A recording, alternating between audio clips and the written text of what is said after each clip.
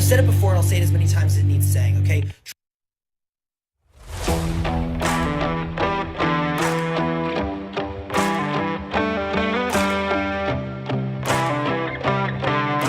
It's Kamala Harris lost it.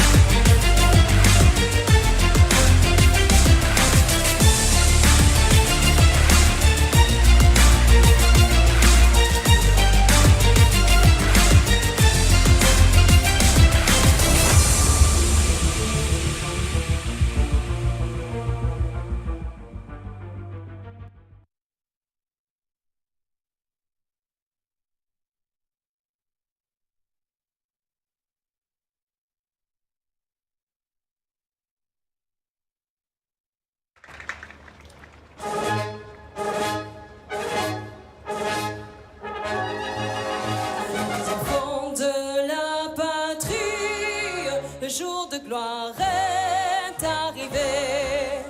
Contre nous de la tyrannie, l'étendard sanglant élevé, l'étendard sanglant élevé. Entendez-vous dans les campagnes mugir ces féroces soldats? Ils viennent jusque dans vos bras, égorger vos fils, vos armes, citoyens, formez vos bataillons, marchez, marchez, qu'un sang impur abreuve nos sillons.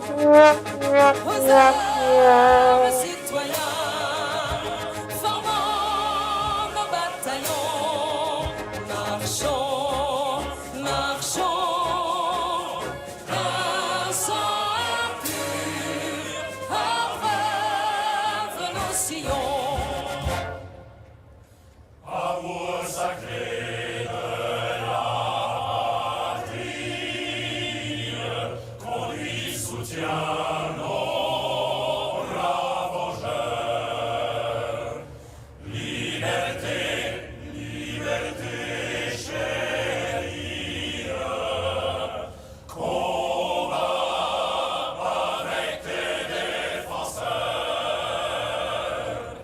Combat avec tes défenseurs. Sous nos drapeaux de la victoire, accours à tes mâles accents, que tes ennemis expirants voient ton triomphe et notre gloire. Aux armes, citoyens, formez vos bataillons, marchez, marchez, qu'un sang impur abreuve nos sillons. Aux armes, citoyens,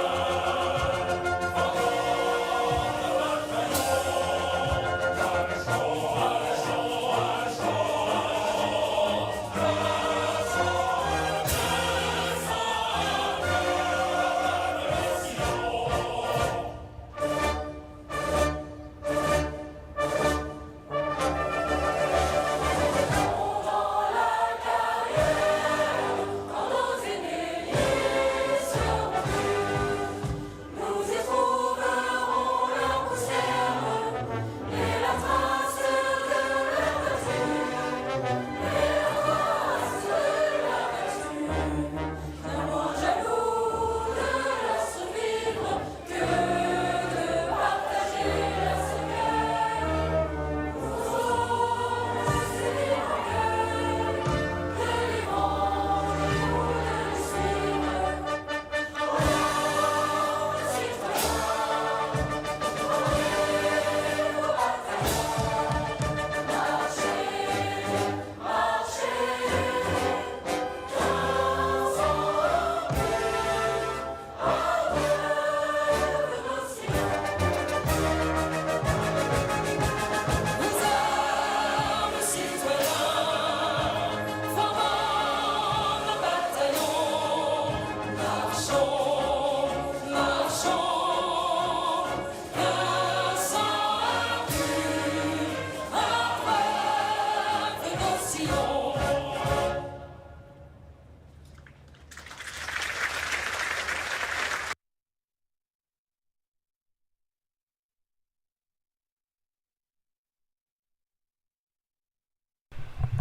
That was so beautiful.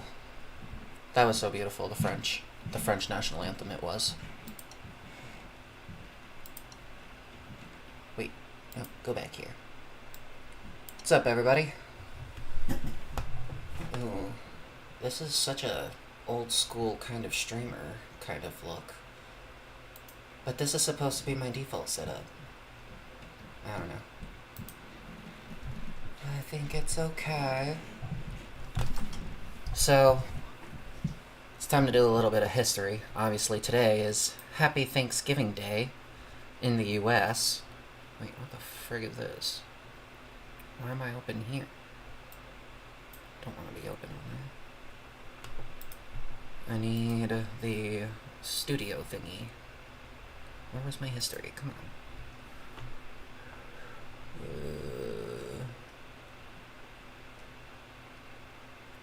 Moderation settings? No, that must have been from earlier. No. Live center? It wasn't that one. Maybe it was something I had open on here. Oh. They'll be here in an hour? I thought they were coming to pick us up at 4. You should have told me before I went live. Oh no. Oh no. So that means oh no, am I gonna have to end the stream prematurely? Let me know when they get close. I guess I'll just do a short stream, cause I'm trying to also stream on TikTok now. Apparently I got traffic there. Didn't think anybody would want to watch my stuff, but I still need to figure out how the heck am I. Wait, which one is this? This is Edge. I'm trying to find. Oh wait, it would start by actually opening a new window. Maybe I had it open in this one. Oh, yep, it was this browser. Okay, so monitor live. Here we go. Alright, now I actually... It would be so much easier... Oh, no, you're fine. It would be so much easier if I could actually keep an eye on my shit through Streamlabs. But no, I have to have an entire new thing open specifically for Clock App. It's so grr. So, but anyway. I'll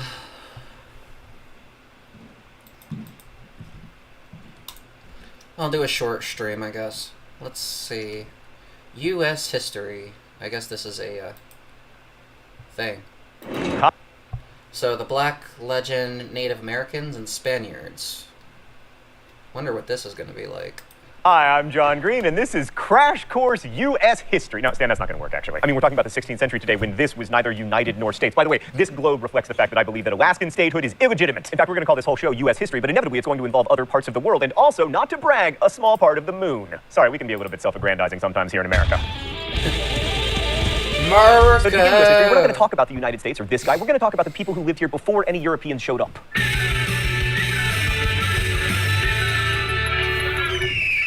AKA North America was home to a great variety of people, so it's difficult to generalize, but here's what we can say. 1, when the Europeans arrived, there were no classical-style civilizations with monumental architecture and empires like the Aztec or the Incas. And 2, native North Americans had no metalwork, no gunpowder, no wheels, no written languages, and no domesticated animals. However, they did have farming, complex social and political structures, and widespread trade networks. Mr. Green! So they were pretty backwards, huh? Well, I mean, or at least primitive. Primitive is a funny word to me from the past, because it implies a romanticization, these simple people who never used more than they needed and had no use for guns, and it also implies an infantilization. It's like you believe that just because you have a beeper and they didn't, they were somehow less evolved humans. But you can't see the human story as one that goes from primitive to civilized. That's not just Eurocentric, that's which is something we do contemporary-centric. today. We still do it. So this attitude for the founding of America is, you know, still here.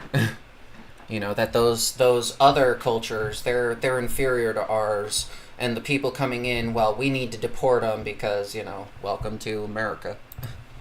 The idea that we're moving forward as a species implies a linear progression that just does not reflect the reality of life on this planet. I get that you like to imagine yourself as the result of millennia of advancement and the very pinnacle of humanness, but from where I'm sitting, that worldview is a lot more backwards than living without the wheel. So no one knows exactly how many people lived in North America before the Europeans got here. Some estimates are as high as 75 million, but in the present U.S. borders, the guesses are between 2 and 10 million. And like other Native Americans, their populations were decimated by diseases such as smallpox and influenza. Actually, it was much worse than decimation. As many of you have pointed out, decimation means 1 in 10. This was much worse than that. It was closer maybe to 8 in 10, which would be an octodecimation. So there had been civilizations in North America, but they peaked before the Europeans arrived. The Zuni and Hopi civilization round about here peaked about 1200 CE. They had large multiple family dwellings in canyons, which they probably left because of drought. Crash Course World History fans will remember that environmental degradation often causes the decline of civilizations. I'm looking at you, Indus Valley, and also you, entire future Earth. But complex civilizations weren't the rule in North America, and now we're about to begin generalizing. A bad habit historians have, partly because there's a limited historical record, but also because Eurocentric historians have a bad habit of primitivizing and simplifying others. So I want to underscore that there was huge diversity in the pre-Columbus American experience, and that talking about someone who lived here in 1000 BCE and talking about someone who lived here 2000 years later is just inherently problematic. That said, let's go to the thought bubble. Most native groups in most places organized as tribes, and their lives were dominated by the natural resources available where they they lived. So West Coast Indians primarily lived by fishing, gathering, and hunting sea mammals. Great Plains Indians were often buffalo hunters. These tribal bands often united into loose confederacies or leagues, the best known of which was probably the Iroquois Confederacy, also called the Great League of Peace. This was kind of like an upstate New York version of NATO, but without nuclear weapons or the incessant international meddling or Latvians. Okay, it was nothing like NATO, actually.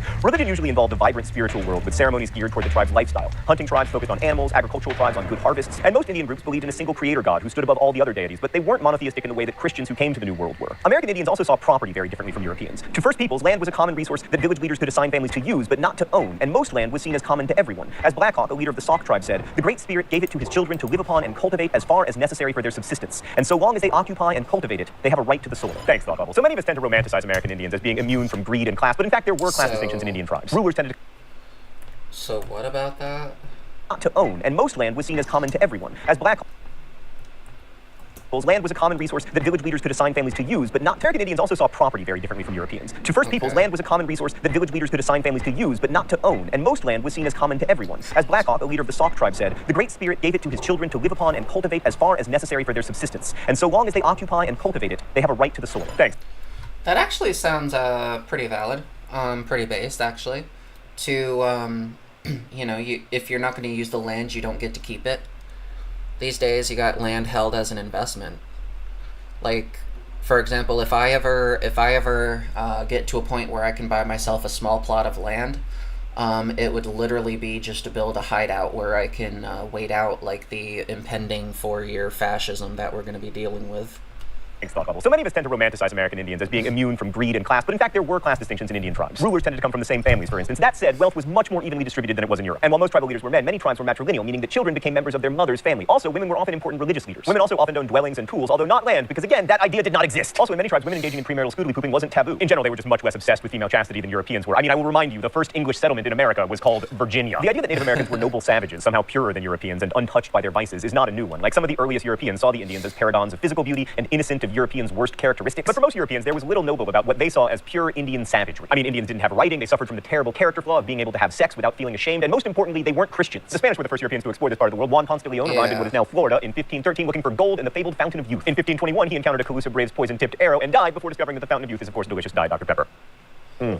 Oh, I can taste all 23 flavors. There were many more Spanish explorers in the first half of the 16th century, including one Alvar Núñez Cabeza de Vaca, who wandered through the American Southwest looking for gold, which I mention entirely because I think that guy's last name means cowhead. Of course, none of these people found any gold, but they did make later European colonization easier by bringing over the microbes that wiped out most native populations. So the Spanish wanted to colonize Florida to set up military bases to thwart the pirates who preyed on silver-laden Spanish galleons coming out of Mexico. But Spanish missionaries also came over hoping to convert local native populations. This, of course, worked out magnificently, just kidding, it went terribly, and many of the missions were destroyed by an uprising of Gual Indians in 1597, and I will remind you, mispronouncing things is my thing. In general, colonizing Florida sucked because it was hot and mosquito-y. Spain was much more successful at colonizing the American Southwest. In 1610, Spain established its first permanent settlement in the Southwest at Santa Fe, New Mexico, and you couldn't really say that it flourished since Santa Fe's population never got much above 3,000, but it had a great small town feel. And New Mexico is really important because it's the site of the first large-scale uprising by Native Americans against Europeans. I mean, the native people, who the Spanish called Pueblos, had seen their fortunes decline significantly since the arrival of Europeans. How much decline? Well, between 1600 and 1680, their population went from about 60,000 to about 17,000. Also, the Franciscan friars who came to convert the indigenous people became increasingly militant about stamping out all native religions. The Spanish Inquisition just wasn't very keen on the kind of cultural blending that made early conversion efforts successful. So while the Spanish saw all the Pueblos as one people, they also knew there were tribal differences that made it difficult for the Indians to unite and rise up against the Spanish. But nothing unites like a common enemy, and in 1680, a religious leader named Pope organized an uprising to drive the Spaniards out. Pope organized about 2,000 warriors who killed 400 Spanish colonists and forced the rest to leave Santa Fe. So the Spanish colony in New Mexico was effectively destroyed. The Pueblos tore down all the Christian churches and replaced them with kivas, their places of worship. But like most awesome uprisings, it didn't last. But after the revolt, the Spanish were much more tolerant of indigenous religion, and they also abandoned the forced labor practice called encomienda. Oh, it's time for the new crash course feature, the mystery document? How mysterious.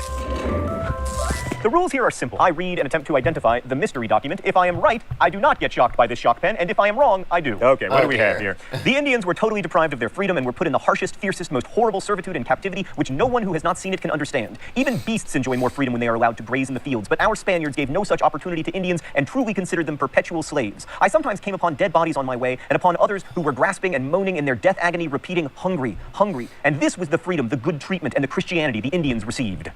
Well, that's nice. Okay, so Yeah, so when we're all told that, when we're all taught history in high school or middle school or whatever, I highly doubt we're taught about this stuff, and it's very scary that some places actually want to leave out the actual history of the United States. Like this is like So the mystery document is always a primary source, and since the writer refers to our Spaniards, I'm going to guess that he or she is European, and a Spaniard sympathetic to the Indians, which narrows the list of suspects considerably. So it probably wasn't De Sepulveda, for instance, who argued that the Indians might not even be human. Okay, Stan, I'm actually pretty confident here. I believe it is from a short account of the destruction of the Indians. Yeah, that sounds about right too. Like considering like just a couple hundred years ago, let alone several centuries ago, we were just viewing people of color as less than human. In fact, arguably, still to this day, we probably still have something like that. Like people just,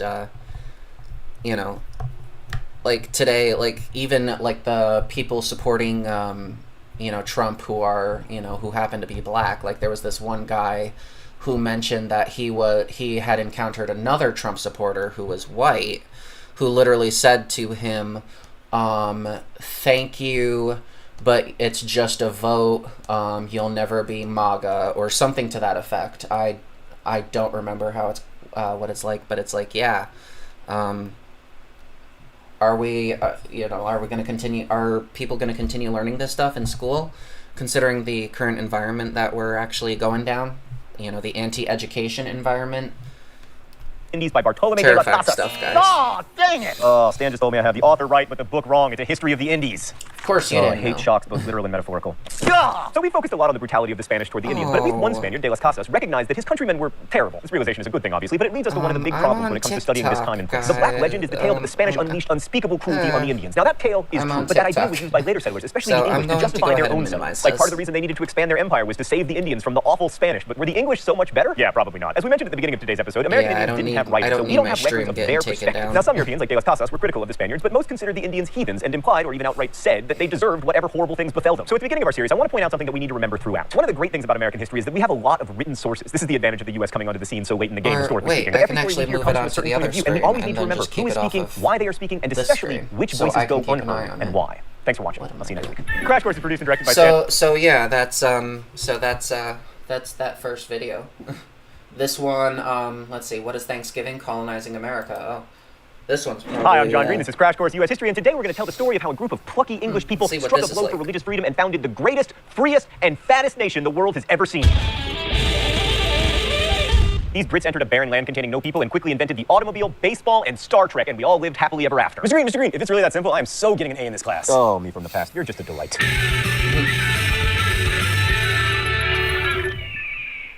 So most Americans grew up hearing that the United States was founded by pasty English people who came here to escape religious persecution. And that's true of the small proportion of people who settled in the Massachusetts Bay and created what we now know as New England. But these Pilgrims and Puritans, there's a difference, weren't the first people or even the first Europeans to come to the only part of the globe we didn't paint over. In fact, they weren't even the first English people. The first English people came to Virginia. Off topic, but how weird is it that the first permanent English colony in the Americas was named not for Queen Elizabeth's epicness, but for her supposed chastity? Right, anyway, those first English settlers weren't looking for religious freedom. They wanted to get rich. So the first successful English colony in America was founded at Jamestown, Virginia in 1607. I say successful because there were two previous attempts to colonize the region. They were both epic failures, the more famous of which was the colony at Roanoke Island set up by Sir Walter Raleigh, which is famous because all the colonists disappeared, leaving only the word Croatan carved into a tree.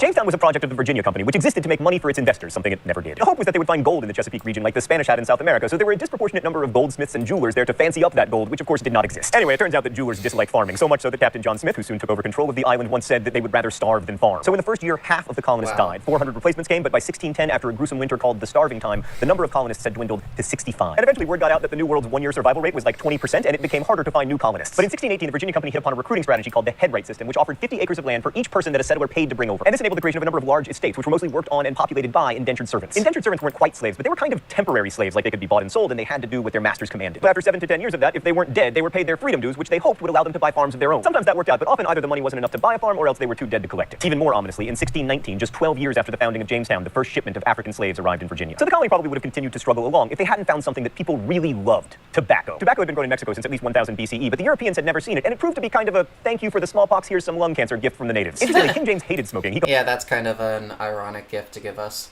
Thank you for all the awful shit that you've done to us and that you're going to do to us in the future. Here's population control for several centuries.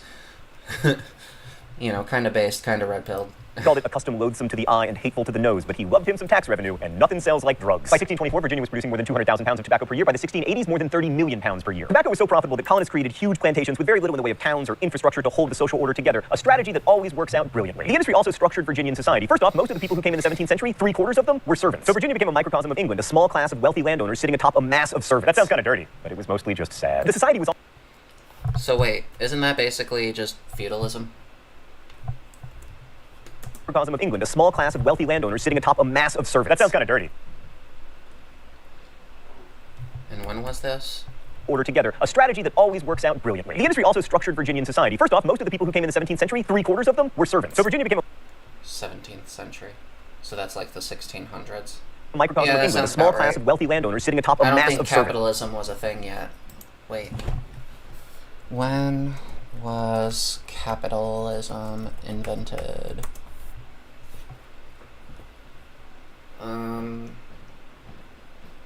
16th century. Ah, so 1500s. Jeez. Okay.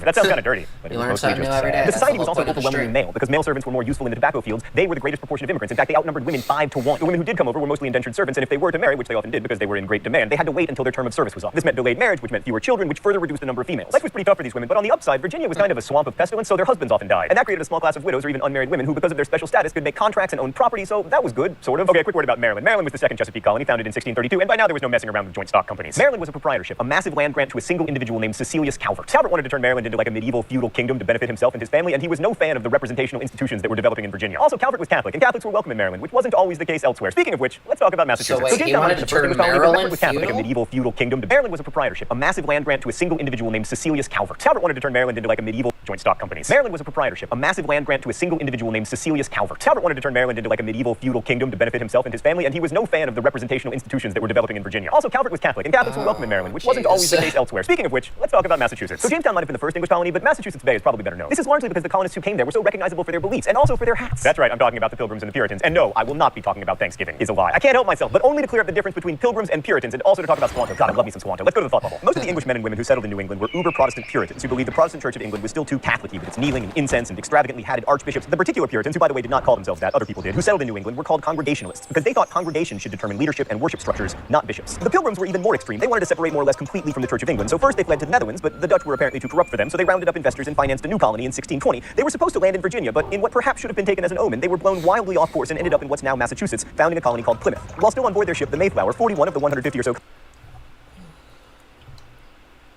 colonists wrote and signed an agreement called the Mayflower Compact, in which they all bound themselves to follow, quote, just and equal laws that their chosen representatives would write up. Since this was the first written framework for governments in the U.S., it's kind of a big deal. But anyway, the Pilgrims had the excellent fortune of landing in Massachusetts with 6 weeks before winter, and they had the good sense not to bring very much food with them or any farm animals. Half of them died before winter was out. The only reason they didn't all die was that local Indians, led by Squanto, gave them food and saved them. A year later, grateful that they had survived mainly due to the help of Yeah, and I think there was something like teaching them how to actually grow their own food as well. It was like something about like fish, you know, and the like seed that they were going to grow. I don't remember the full story, but there was a lot that the Indians did that they actually helped you know, Americans with, and you know, as we all know, genocide happened.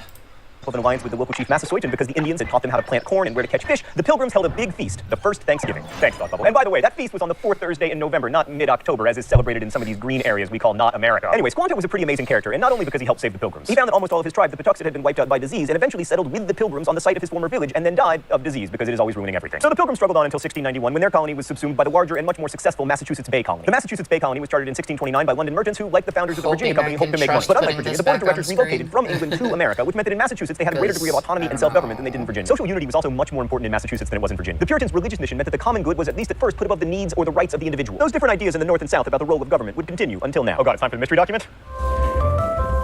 The rules are simple. I read the mystery document, which I have not seen before. If I get it right, then I do not get shocked with this shock pen. If I get it wrong, I do. All right. We must be knit together in this work as one man. We must entertain each other in brotherly affection. We must be willing to abridge ourselves of our superfluities? Superfluities? I don't know. For the supply of others' necessities, we must uphold a familiar commerce together in all meekness, gentleness, patience, and liberality. For we must consider that we shall be as a city upon a hill. The eyes of all people are upon us. So that if we shall deal falsely with our God in this work we have undertaken, and so cause him to withdraw his present help from us, we shall be made a story and a byword through the world. All right, first thing I noticed, the author of this document is a terrible speller, or possibly wrote this before English was standardized. Also, pretty religious individual. And the community in question seems to embrace something near socialism, abridging the superfluous for others' necessities. Also, it says that the community should be like a city upon a hill, like a model for everybody. And because of that metaphor, I know exactly where it comes from. The sermon, A Model of Christian Charity by John Winthrop. Yes! Yes! No punishment! This is one of the most important sermons in American history. It shows us just how religious the Puritans were, but it also shows us that their religious mission wasn't really one of individualism, but Was this the part where he was supposed to make sure he did... Oh, yeah, that was the mystery document, so that was the part where he had to make sure he didn't get zapped. Wouldn't want him to get his ass zapped. collective effort. In other words, the needs of the many outweigh the needs of the few, or the one. But this city on a hill metaphor is the basis for one kind of American exceptionalism, the idea that we are so special and so godly that we will be a model to other nations. At least as long, according to Winthrop, as we act together. Lest you think Winthrop's words were forgotten, they did become the centerpiece of Ronald Reagan's 1989 farewell address. Okay, so New England towns were governed democratically, but that doesn't mean that the Puritans were big on equality or that everybody was able to participate in government, because no. The only people who could vote or hold office were church members, and to be a full church member, you had to be a, quote, visible saint. So really, power stayed in the hands of the church elite. The same went for equality. While it was better than in the Chesapeake colonies or England, as equality went, it's pretty unequal, as John Winthrop. So basically, the days back when the United States had some elements of theocracy. Declared some must be rich and some poor, some high and eminent in power and dignity, others mean and in subjection. Or as historian Eric Foner put it, inequality was considered an expression of God's will, and while some liberties applied to all inhabitants, there were separate lists of rights for freemen, women, children, and servants. There was also slavery in Massachusetts. The first slaves were recorded in the colony in 1640. However, Puritans really did foster equality in one sense. They wanted everyone to be able to read the Bible. In fact, parents could be punished by the town councils for not properly instructing their children and making them literate. But when Roger Williams called for citizens to be able to practice any religion they chose, he was banished from the colony. So was Anne Hutchinson, who argued that church membership should be based on inner grace and not on outward manifestations like church attendance. Williams went on to found Rhode Island, so that worked out fine for him. But Hutchinson, who was doubly threatening to Massachusetts because she was a woman preaching unorthodox ideas, was too radical and was further banished to Westchester, New York, where she and her family were killed by Indians. Finally, someone who doesn't die of disease or starvation. So Americans like to think of their country as being founded by pioneers of religious freedom who were seeking liberty from the oppressive English. But we've already seen that's only partly true. For one thing, Puritan ideas of equality and representation weren't particularly equitable or representational. In truth, America was also founded by indigenous people and by Spanish settlers, and the earliest English colonies weren't about religion, they were about money. We'll see this tension between American mythology and American history again next week, and also every week. Thanks for watching. I'll see you next time. Crash Course is produced and directed by Stan Miller. Our script is... So there's nothing really to be thankful of about Thanksgiving except to the people who have basically gave their lives so that America can actually be a thing. You know what I mean? So like we're all out here trying to say that there's something. Oh god, that is so fucking blurry. There we go. So while we're out here trying to basically be like, oh, you know, what are you thankful for? And everybody's on this false notion. Like, let's look up some of the myths and everything. Like, myths surrounding Thanksgiving.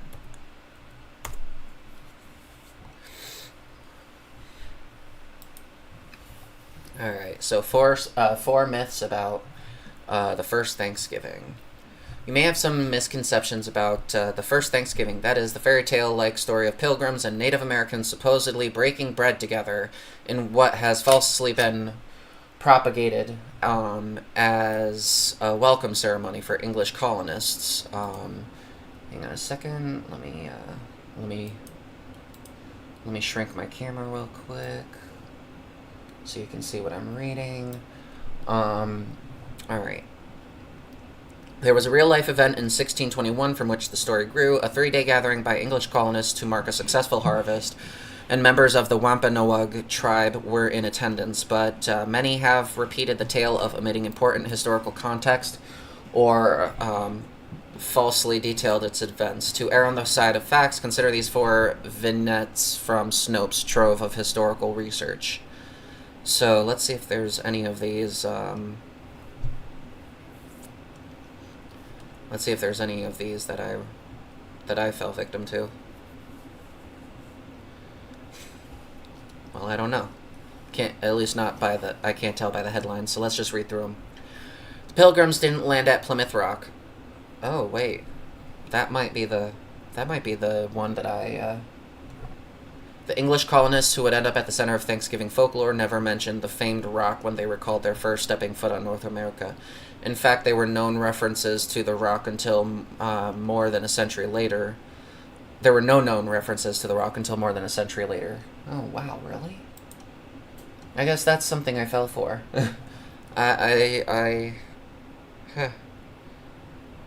Alright, that's interesting. As we wrote in a July 2022 fact check, the colonists first came ashore in what is now Provincetown on Cape Cod. Oh, right. See, I remember being taught that in history class, but I guess I didn't pay attention. So no evidence of pilgrims at Plymouth Rock, but I've heard that they would be in Fraggle Rock. Just kidding. Hi, Jack Foster. Hello, welcome to the show. Oh, to all my new viewers, I noticed I got a few of you. across my platforms, TikTok, Twitch, and some others. If you want to join my Discord, where you'll get notifications that I'm streaming, the link should be in my... Wait. I don't know if TikTok actually... I don't know if you actually have it on my TikTok, but you can find it on my YouTube channel and my Twitch channel, the link to my Discord server. So feel free to join that, and hope to have some fun in there. Let's see. Thanksgiving didn't originate with the Pilgrims. So it's true that in 1621 the English colonists celebrated a successful harvest with a multi-day gathering that members of the Wampanoag tribe attended, according to historians. But both groups had been holding such celebrations for centuries. In 1621, gathering wasn't the first of its kind. David Mikkelsen, the founder of Snopes, wrote in a 2000 article comparing the practices of modern-day celebrants and people who participated in the 1612 event. So, okay. Let's see. Thanksgiving did not originate with the Pilgrims. It was an ancient historical or custom they would have been familiar with from England. What the Pilgrims were celebrating was really not a Thanksgiving, which to them was an occasion for religious piety and solemnity. I don't know if I'm pronouncing that right. But rather a harvest festival full of secular revelries such as feasting, dancing, singing, sports, and games, which the Pilgrims would have considered completely inappropriate activities for a religious observance. Yeah, because the Pilgrims were very, very strictly religious. You know, even my own identity would be outlawed. So yeah, nice to love that. There's no proof of the 1612 event included Turkey. The feast, they feasted on venison. Ooh, venison is really good. I had venison. And a variety of other fowl, such as goose or duck, according to historical accounts. It's unlikely the menu included many of today's staples. No potatoes, corn on the cob, pumpkin pie, or cranberry sauce. The 2000 article said, although contemporary accounts of the first Thanksgiving mention wild turkeys, the Pilgrims in Wampanoag likely feasted on a variety of other fowl, such as geese, ducks, and partridges. So these are some nice sounding foods to have. Sounds delish. I don't know. Who's hungry for venison? Venison sounds tasty. Tasty.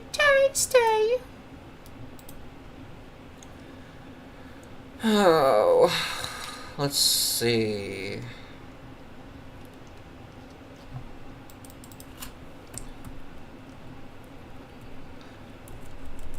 You know, I'm feeling stupid. I want to learn a thing. Let's go to school.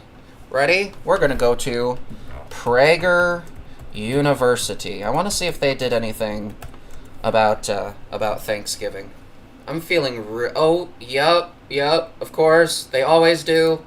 In Plymouth, Massachusetts, in the autumn of 1621, 53 men, women, and children celebrated their first harvest in the New World. The great Indian chief, Massasoit, brought 90 of his men to the three-day party. From all reports, a good time was had by all. How did this event, which happened almost 400 years ago, become a part of the American story and our oldest national tradition? Credit to many people, but two stand out. One you know and one you should know. Abraham Lincoln and Sarah Josepha Hale. More on both in a moment. As a religious people, Americans have always had a keen sense they have been blessed by Providence. The Pilgrims certainly felt this, and so did subsequent generations, including George Washington. Washington was the first president to declare a national day of public thanksgiving and praise. But it wasn't until the Civil War that the idea of a national day of Thanksgiving fully took hold. In the autumn of 1863, at the height of the Civil War, when Americans were bitterly divided, Abraham Lincoln nevertheless called for a day of national Thanksgiving. Lincoln began his proclamation this way: "The year that is drawing toward its close has been filled with the blessings of fruitful fields and healthful skies." This was an extraordinary way to characterize 1863, the bloodiest year of the war. But even in the midst of a civil war of unequaled severity and magnitude, Lincoln continued, the nation had much to be thankful for and much to look forward to. The day was coming when America would again... So I've noticed that they're, of course, obviously not saying anything about the original history of American, Thanksgiving, because it is basically like, hey, we are already, sitting on top of you, we already hate you, and we already have basically your land. We took it from you, we stole it from you, and nearly wiped you out, and we're so thankful for that. That's basically the the vibes I'm getting from this video. Let's continue in just a second. If I can just shrink that back down. You know, maybe I can... Maybe I can do another scene. Can I duplicate this? Yes. New scene. I don't know. I'm gonna name it... Me. With multiple E's. See? Check it out. See? Look. Me. That's a great dose of narcissism right there. I love it. Alright. And then that one we'll switch over to whenever I want to talk about stuff. Alright, where is it? So that one we want to get rid of. Okay. Get rid of that. And then transform, stretch to fill screen. There we go. So now I can easily switch back and forth. Do I play Dungeons and Dragons? Not really, but I know my brother does. He's in the chat. Say hi, Joker. Yeah, I think I don't know if he streams D&D on his stream. I mean, I wouldn't be opposed to it. I don't see why not. So let's see. I guess this one... So wait. How would I...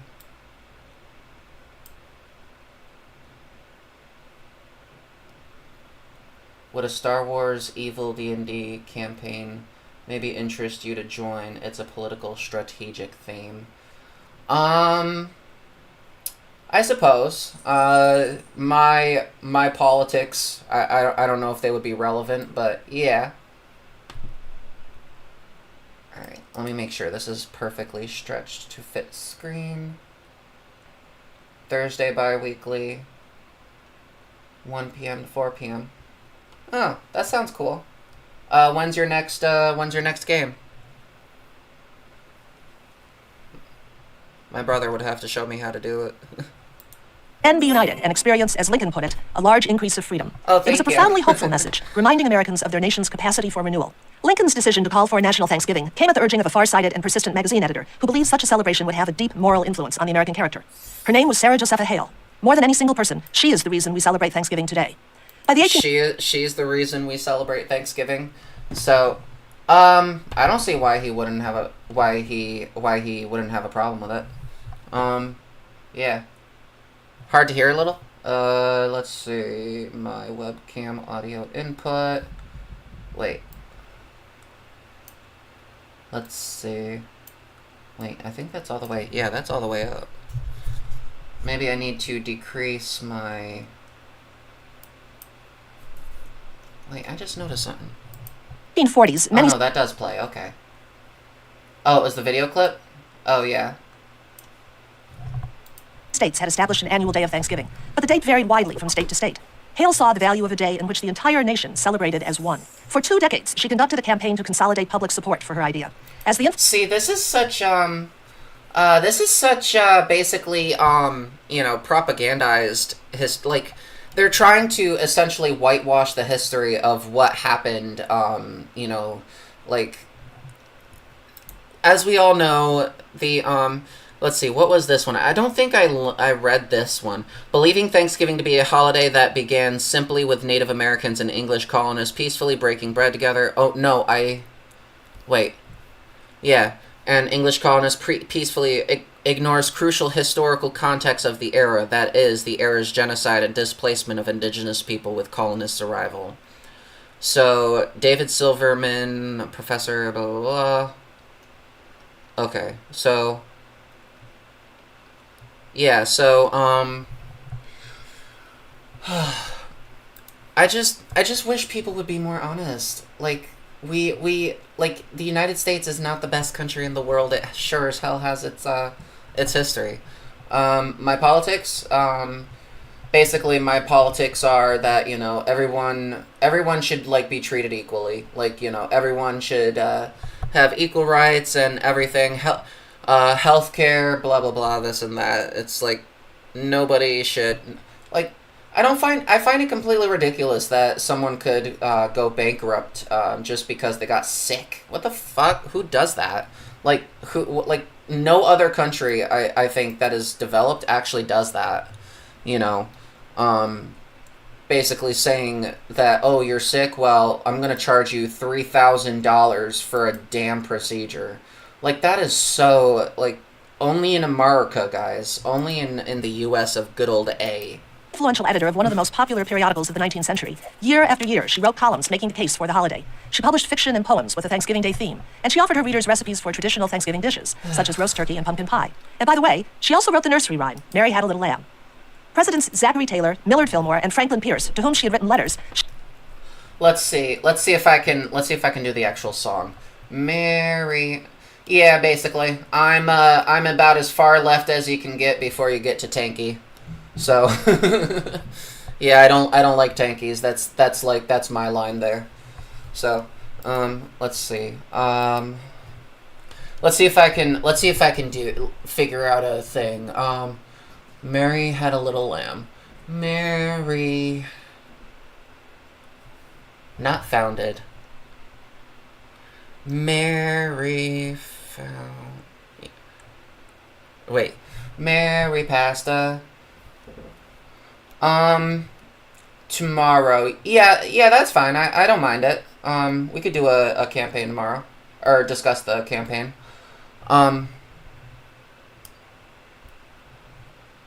Yeah.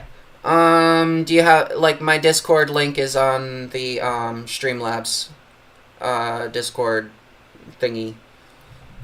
Well, not Streamlabs, but, you know. I'm kind of mildly a little fog-minded right now, because I had to prepare before coming on stream, so can't really form a thought right now. I feel great, trust me. But anyway, yeah, so... Mary something scam, something scam. Mary passed around a scam. No, not passed around a scam. Come on, there's gotta be something. Mary passed around a scam, No. Mary engaged in a scam? Mary engaged in a scam, Mary engaged in a scam. She had no... I don't know. I give up. Showed little interest in her cause, but Lincoln saw yeah, its sure, potential. I can be the Dark His proclamation Emperor. was the first in what became an unbroken string of annual Thanksgiving proclamations by every subsequent president. Congress finally sealed the deal in 1941, when President Franklin Roosevelt signed legislation making Thanksgiving an official national holiday. Lincoln and Hale believed the act of expressing gratitude had tremendous healing power. In his Thanksgiving proclamation, Lincoln spoke not as commander-in-chief of the Union forces, but as president of the entire nation, North and South. He made no reference to rebels or enemies. Rather, the president spoke of the whole American people. It's a message that resonates today when Americans, even within It's so beautiful. It's so beautiful. The information that we're learning today is so informative. I am not losing any brain cells with this professor. She definitely knows how to teach. She should get like a salary raise or something, guys. families are divided over issues of politics and culture. Thanksgiving, our nation's oldest tradition, brings us together, just as it brought the Pilgrims and Indians together in 1621. Oh, yeah, Lincoln said it best Joker. when he called on every American to celebrate Thanksgiving Joker with is, one heart my and brother. one voice.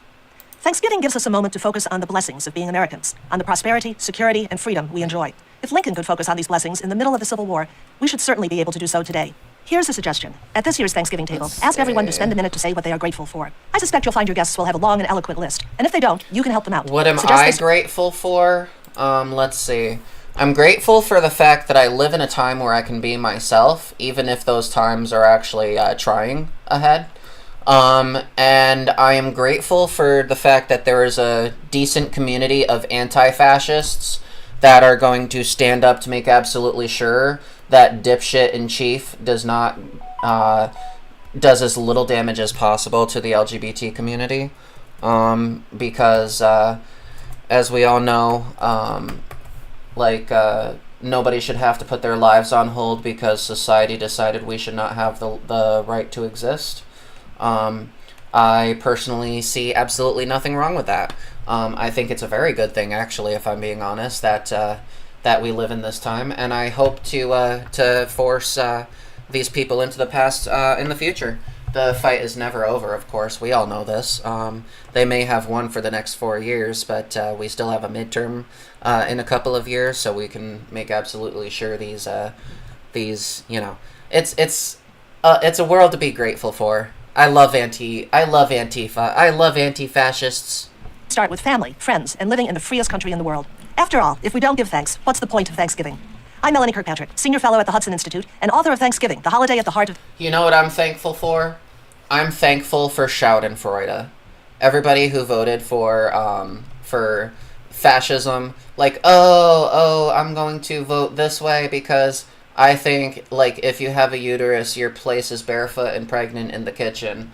Would you be the perfect Dark Emperor, like insanely evil and powerful? What I might do is I might try to, it might be difficult. You might have to put me on like a leash or something, because my powers are so extreme that I could destroy the entire Milky Way galaxy by just snapping my fingers. See? Don't test me. Don't test me. I'm gonna do it. Ooh. You almost thought that I almost did it. Ooh. About to flick my fingers and destroy the Milky Way galaxy. Ooh, almost. Yeah, you see? I'm not gonna do it this time. So yeah, I'm not gonna be... Ooh, almost did it. I almost did it too. I almost flicked my fingers. So yeah. Yeah, I'll be the perfect Dark Emperor, insanely evil and powerful. That's kind of my thing anyway. When my fiance calls me cute, I say, no, I'm not cute, I'm evil and terrifying, and the whole world fears me. So yeah, I have no problem with it. Let's see. Alright. So yeah, Schadenfreude. Basically, everybody that voted for fascism because at least the trains run nice and at least the economy and stuff. Basically let's see. Oh, you're talking about in real life. No, probably in real life I'm more of a hermit. Like I tend to hide in my bedroom most of the time. So, but yeah, let's see. So the thing about Schadenfreude, the thing that I like so much, is while everybody voted for Trump because of the fact that they think the economy is going to be better for him and tariffs are going to essentially destroy our economy and create a, World War Tariff 3, or I don't know, World War Tariff 1, and I don't know, it'll be... I always thought the Third World War was going to be fought with nukes. It looks like it's going to be fought with tariffs. I think we're okay. Maybe World War IV is going to be fought with nukes. Let's stay tuned. But for now, I think it's going to be tariffs with World War III. So the tariff war is going to kick on. Grocery prices are going to become insanely expensive. Especially with shit that we got to import because we don't have the resources to be able to do everything else. And while my stock portfolio, no, he's another viewer. My brother, he's the moderator here. Joker song. Oh no, he's trying to. I told him to contact my brother for VTuber, or not VTuber. For D&D. So he wasn't sure if you were my brother. So. But yeah, so as prices are going up, my nest egg is going to continue to gain in value. Joker song VT. So let me see if the stream chat, let me see if I can, no, that's YouTube chat. Let's see. Users. No, not. Oh! He's not. I guess he's not in chat at the moment. Alright. Well, he's, yeah, you can find him in my Discord. I'll see if I can bring up Discord. Let's say... Oh, I'm in so many. Allons enfants de la patrie, le jour de gloire est arrivé. What the heck, Discord? What's going on? Thank you, finally. The guy, matriarch, guy. So, so in here, he goes by, like, I'll at him. I'll at him. Check general. Let's see. That cat boy who is not a furry. There you go. That's him. He might be willing to do, he might be able to do it. Or be willing to. Oh no, did I just close down the chat for Twitch? I did! No. Oh wait, no I didn't. Okay. Let's see. Alright. So yeah, things I'm thankful for is the Schadenfreude that we're about to see over the next 4 years. It's gonna be tremendous, believe me. So yeah. Unfortunately, I have to say today was gonna be a short stream just because of the fact that my older brother, my other brother, supposed to be picking me up momentarily. Oh, I'm just Michaela, she, her. You can call me Queen Matriarch, Kiki, you know. Basically, anything except for late for supper. That's the only limit. That's the limit right there.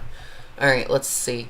But yeah, so my brother should be coming to pick us up, to bring us over for Thanksgiving. So, unfortunately, I do have to cut it,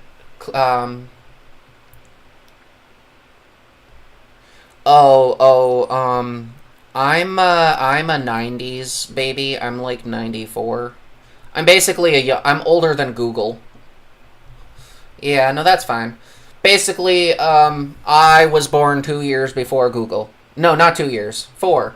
Because Google was born in 1998. So, yeah. Yep. You think you're in touch with the younger tech savvy crowd with their TikToks and stuff, and then you realize you're older than fucking Google. And then it's like, okay, I guess I'm a boomer. Okay, that's refreshing. These damn kids and their TikToks and their clock apps and stuff. I'm just kidding. I love my TikTok audience. I love you guys. So yeah. If you like my stream, feel free to join my Discord. You'll get notifications every single time I go live, and for that, since unfortunately it is gonna have to be a short stream today, I'm gonna cut it short. Love you all, and thank you for watching my show. Bye. Yeah, we can talk in Discord later. That's what the community's for. So, yeah. I'll chit chat with you guys later. Bye, y'all. Wait, what's this? Oh, that's what that notification is. All right. Wait, thanks for watching.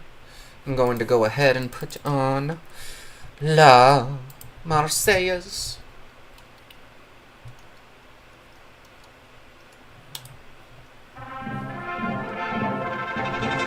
À nos enfants de la patrie.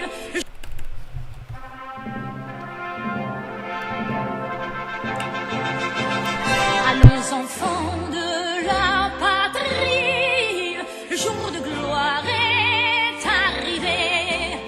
Contre nous de la tyrannie, l'étendard sanglant élevé, l'étendard sanglant élevé.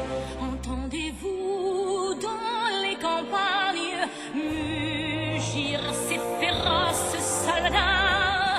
Ils viennent jusque dans nos bras, égorger nos fils, nos compagnes. Aux armes, citoyens!